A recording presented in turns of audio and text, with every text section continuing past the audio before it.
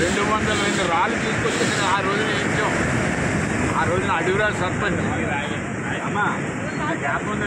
సత్యనారాయణ గారు, మీరు, నేను ముగ్గురు ఫోటోలు తీసుకొని రాళ్ళు వేయించాం. ఇదే రాళ్ళు ఈ రోజు ఎక్కడి నుంటే 202 రాళ్ళు కనపడతాయి.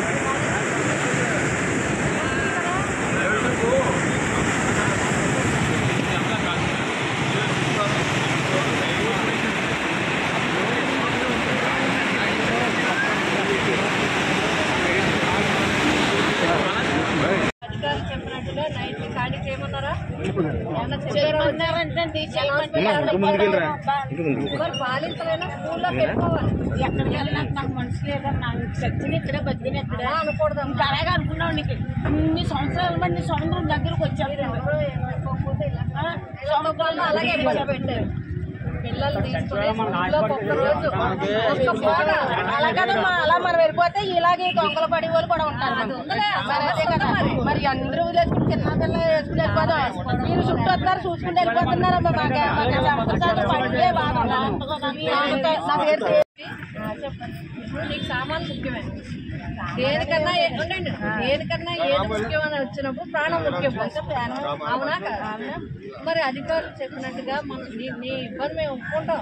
గతంలో కూడా మేము వచ్చినప్పుడు ఈది మేము అడుగుతున్నామని ఈదికి వైపు తాళం వేసి దొడ్డి వైపు నుంచి ఇంట్లో పోయి కూర్చునివ్వరు. అదే ఏదన్నా జరిగితేనే అన్నప్పుడు ఏం చేయాలండి? ఎవరో ఒకళ్ళు మరి ఏదో ఎలా ఉంటారో మీకు మాకన్నా సముద్రం గురించి మీకు తెలుసు. మీకు తెలుసు, మాకు తెలిసినంతగా మాకేం తెలియదు.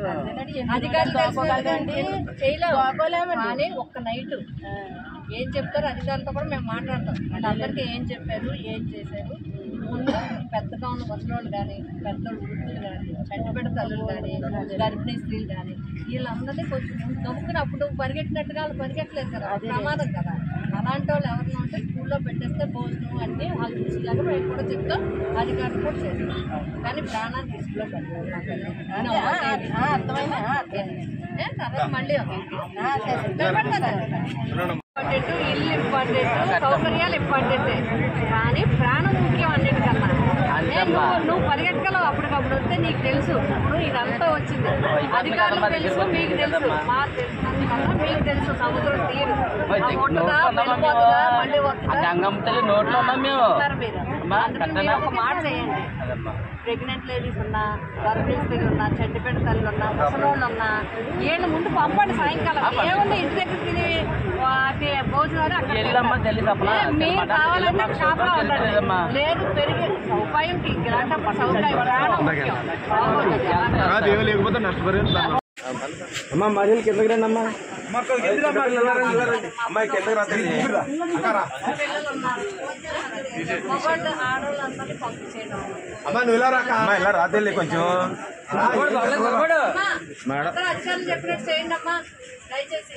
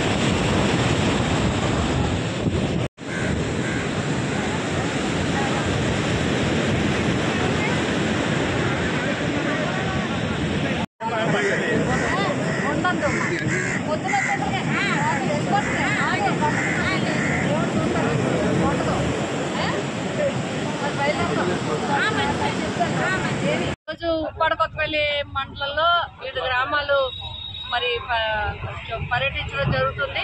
అందరినీ కూడా మత్స్యకార సోదరుల్ని అందరినీ కూడా కలవడం జరుగుతుంది. ఇప్పటికే జిల్లా కలెక్టర్ గారు అధికారులు అందరూ కూడా ఈ మోన్థా తుఫాను గురించి అన్ని కూడా హెచ్చరిక, పర్యావరణ శాఖ అంతా కూడా మరి హెచ్చరికలు జారీ చేయడం జరిగింది. అన్నీ కూడా ఏ విధంగా అయితే ఇక్కడ ఉండే సముద్రానికి నోట్లో ఉన్నట్టున్నారు వీళ్ళంతా కూడా. ఉప్పాడ గ్రామ సముద్ర తీరం అంతా కూడా ఒక్క కెరటంతో ఇబ్బంది పడే పరిస్థితులు ఇక్కడ కనబడుతూ ఉన్నాయి. అందుకని మేమందరం కూడా మత్స్యకార కుటుంబాలని, ఆ సోదర కుటుంబాలను అందరినీ కూడా మేము కోరుతా ఉన్నాం. దయచేసి అధికారులు చెప్పినట్టుగా, కలెక్టర్ గారు ఆదేశించినట్లుగా మీ ఈ క్యాంపులకు వెళ్ళాలని చెప్పి కోరుతున్నాం. మొట్టమొదటిగా పెద్దల వృద్ధుల్ని కానీ, గర్భిణీ స్త్రీలు కానీ, అదేవిధంగా బాలింతలు కానీ మొట్టమొదటిగా ఈరోజు మధ్యాహ్నం నుంచే తరలించాలి. వెహికల్స్ కూడా అరేంజ్ చేసి వాళ్ళందరినీ కూడా కంపల్సరీగా దగ్గరుండి మీకుండే స్టాఫ్ ఉన్నారు, వీళ్ళకి వెళ్ళమంటే వెళ్ళే పరిస్థితి ఉండదు. ఎందుకంటే వీళ్ళు చెప్పిన బాధ ఒకటి, మేము తాళాలు వేసుకుని వెళ్తే దొంగలు ఎక్కువైపోయే పరిస్థితి, మేము వచ్చేటప్పటికి ఏమీ ఉంచని పరిస్థితులు ఏర్పడుతూ ఉన్నాయి. కాబట్టి ఇక్కడ యూత్ అదేవిధంగా పెద్దలు అందరినీ కూడా ఒక టీం కింద ఉండమంటున్నాం.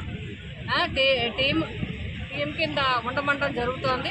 ఆ టీములు చూసుకుంటూ ఆడవాళ్ళని, వృద్ధుల్ని, బాలింతల్ని, గర్భిణీ స్త్రీల్ని ముందుగా తరలించి అక్కడికి వచ్చి భోజన సౌకర్యం కానీ, మిగతా పిల్లలకి పాలు సౌకర్యం కానీ తక్షణం ఏర్పాటు చేసి, వీళ్ళు వచ్చిన తర్వాత కాకుండా ముందే ఏర్పాటు చేసి ఇక్కడ అంగన్వాడీ, అదేవిధంగా ఆశా వర్కర్స్ ఉన్నారు, అంగన్వాడీస్ ఉన్నారు, లోకల్ స్టాఫ్ అంతా కూడా ఉన్నారు.